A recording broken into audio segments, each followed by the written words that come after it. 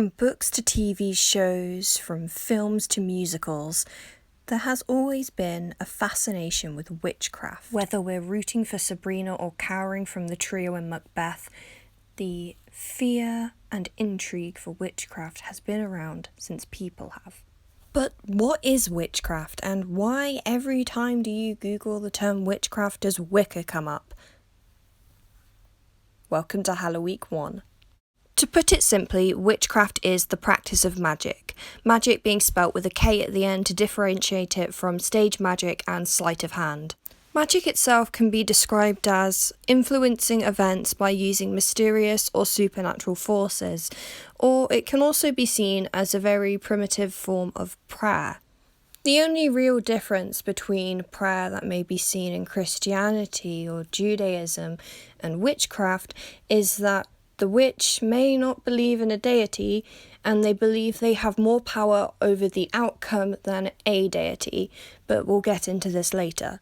It's important to note that not all witches are religious. Not all witches believe in a god or gods or demons or entities of any kind. You can have atheist witches who may not pray to the gods. They may instead use the elements, which we'll get onto later, or they may use gods as symbols of what they personify rather than actual sentient beings. For example, a witch may evoke the essence of the Greek god Apollo for healing because of what he represents rather than the god himself. It's also important to note that witchcraft as a practice is very diverse, and there is no one set way of performing spells or magic or how to be a witch. There are specific religions that do incorporate witchcraft, such as Wicca, which is the one we'll be focusing on in this video, and Wicca and witchcraft are so highly interlinked it is hard to separate what is specifically witchcraft and what is specifically Wiccan. The thing that you can get away from this is that all Wiccans are witches, but not all witches are Wiccan. So please keep that in mind when watching the video. There are many different religions that include witchcraft, many different spiritualities that include witchcraft, and not everything that I mention in this video is going to be practiced by every single one of those. There are three main categories of magic, the first being white magic. This is performed to connect with the divine realm or obtain higher knowledge. For example, this may fall into the more prayer side. The second type is black magic. Black magic is performed to harm another person or group of people. This is what stereotypically witches are seen to do. They are seen to perform evil spells and hex people. Voodoo is commonly associated as well with black magic, but voodoo simply is afflicting somebody with something else. You can use a voodoo doll to afflict happiness on another person, or use a voodoo doll to cure another person's ailment. So these are the stereotypes in which this video is going to focus on mostly. The third category is grey magic, which every other type of magic falls into. If it's not to connect with the divine realm, which is the deity, or to obtain high knowledge, and if it's also not to harm another person or group, then it is grey magic. Something that is closely associated with witchcraft are the elements of the earth, and the first element being earth. This element is associated with the colour green and the direction north, whereas the element of fire is associated with the colour red and the direction south. Air is commonly associated with the colour yellow and the direction east. And the last element, water, is associated with the colour blue and the direction west. There is, however, a rather elusive fifth element known as spirit. It's very hard to depict. Even when I googled pictures of spirit, it was hard to find how people represented it. But it's basically the essence of being, sentience, feeling. Those kinds of things are associated with that element. These 5 elements come together and are shown through the pentagram. This is most definitely used in Wicca, although some witches may also use this symbol when they are referring to the elements. Now we've gone into the very basics of defining witchcraft and magic and the elements, let's go into what is known as the witch's calendar, also known as the Sabbats. The witch's calendar actually begins on the 31st of October with Samhain. This is the holiday that celebrates the Celtic Day of the Dead. Traditionally, it was actually known to be the end of the harvest season and the beginning of winter, but many different Celtic traditions also teach that this is where the veil between the living and the dead becomes weakest. Offerings were left at the doors of Celtic homes in order to prevent demons from entering. Today, you're more likely to see trick-or-treaters coming round to get the sweets instead. Around the time of the 21st of December, Yule begins. Yule is an ancient Germanic holiday and originally celebrates the wild hunt and the god Odin.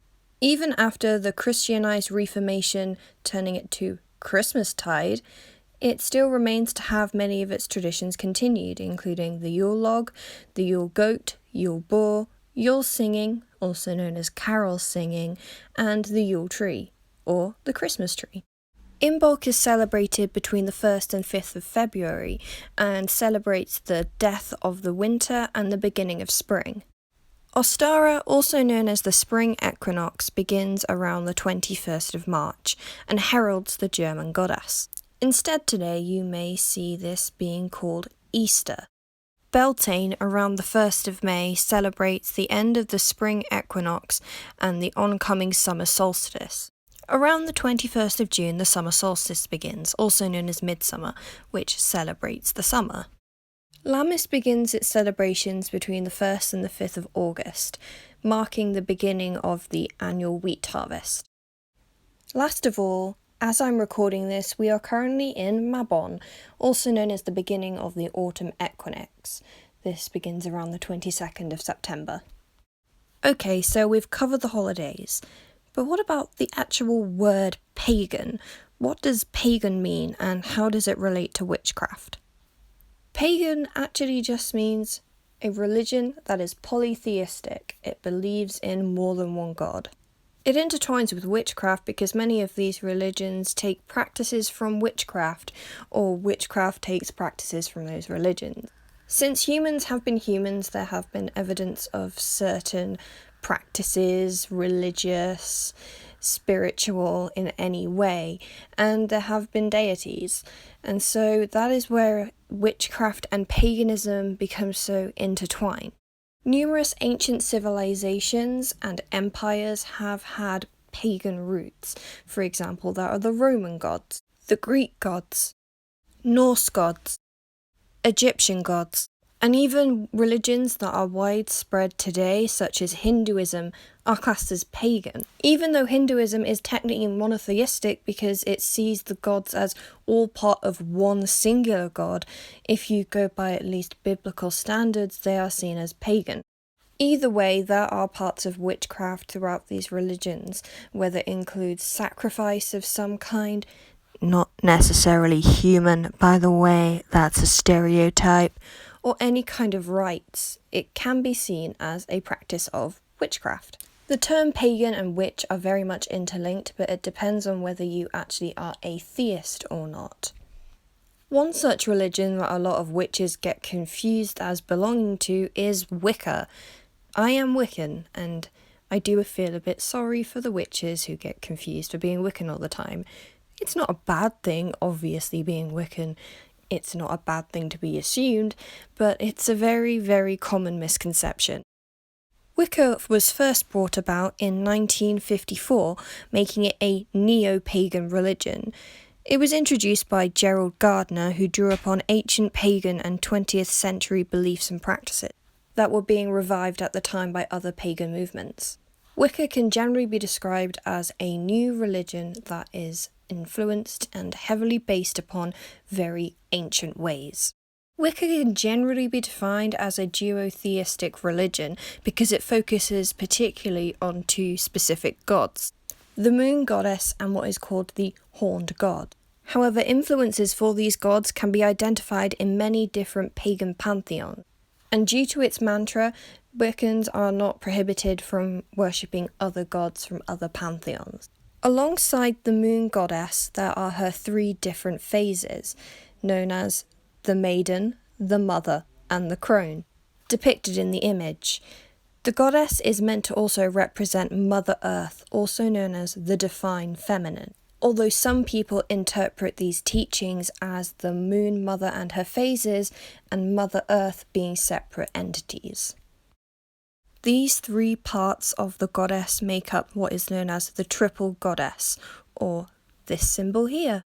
I did say this was a duotheistic religion, and yes, there is a divine masculine, which is the complete counterpart to the mother and her phases. He is known as the horned god. With striking similarities to the Celtic god Cernunnos, he has three phases himself: the son, the father, and the grandfather. Wicca became ridiculously popular in the 1960s with the women's rights movement because it does emphasise female empowerment, but the only reason that the triple goddess seems to be more emphasised than the horned god and his counterparts is that it was brought about in a time where male-dominated religions were mainstream and norm. It's not about putting females at the forefront, it's about emphasising the lack of females in spirituality. This is why Wicca recognises both the moon goddess and the horn god and both of their three stages of life. Everything has to have an opposite, there must be a counterpart to everything, and there is a beginning, middle and end to all things. As well as the Sabbats, Wiccans also recognise the Esbats, the phases of the moon. Not a specifically Wiccan practice, Wiccans do use circles when practising magic. A circle normally has something to mark each of the directions, north, south, east and west. This can be a candle or something representing that element. For example, a bowl of water for west and water, a feather for east and air, etc. There are many different items that may be put on an altar, which can be in the middle of a circle or just generally in a witch's house. An athame is a ritualistic knife, very much in the same way that Sikhs have their own for one of the 5 Ks. It's mostly just there for symbolism and it represents power, although it can have a practical use, for example, if you want to cut up herbs or any other type of thing during a ritual. In a spell that includes blood magic, you may use an athame, but this isn't as blood rituals in the movies are. It's normally just a tiny prick of your finger. However, this isn't the main purpose of an athame, and it is not the most common reason for using it. In specifically Wiccan rituals, Wiccans may use a sword instead.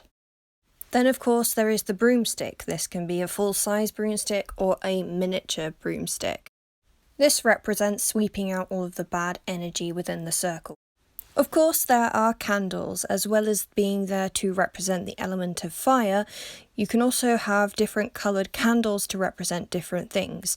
You can have a red candle for fire and a green candle for earth, but they also have different uses. For example, a red candle can also be used to represent passion or love.